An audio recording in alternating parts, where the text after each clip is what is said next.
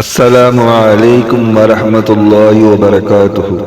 தமிழ் பழமொழி: எல்லை இல்லாததை அளவிட முயன்றால் அளவிடுபவனின் சிறுமைதான் தெரியும். தமிழ் கவிதை: எண்ணி பேச முடியாத சிறப்பு, எழுதி தீராத புகழ், வார்த்தைகள் வியக்கும் இடம். முஹம்மது முஸ்தபா ஸல்லல்லாஹு அலைஹி வஸல்லம் அவர்களின் வாழ்க்கை.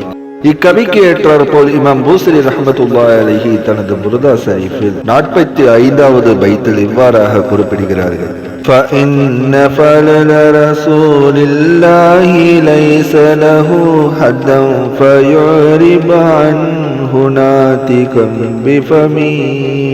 தமிழ் மொழிபெயர்ப்பு: ஏனெனில் அல்லாஹ்வின் திருத்தூதர் ஸல்லல்லாஹு அலைஹி வஸல்லம் அவர்களின் சிறப்பிற்கு உண்மையிலேயே எந்த எல்லையும் இல்லை.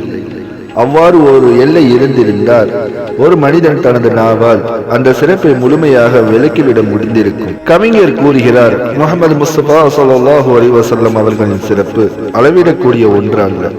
ஒரு விஷயத்திற்கு எல்லை இருந்தால் மட்டுமே அந்த வார்த்தைகளால் விவரிக்க முடியும். ஆனால் நபி ஸல்லல்லாஹு அலைஹி வஸல்லம் அவர்களின் கருணை, நற்குணம், தியாகம், அழகு, தலைமை, இரக்கம், உம்மத்தின் மீதான அக்கறை, இவை அனைத்தும் மனித மொழிக்கு அப்பாற்பட்டவை. அதனால்தான் ஒரு நாவும் அவர்களின் முழு சிறப்பையும் எடுத்துரைக்க முடியாது. நாம் சொல்வது எல்லாம் கடலில் இருந்து ஒரு துளி மட்டுமே. நபி ஸல்லல்லாஹு அலைஹி வஸல்லம் அவர்களின் சிறப்பு எல்லையற்ற கடல். நாம் சொல்லும் வார்த்தைகள் அதில் ஒரு துளி மட்டுமே.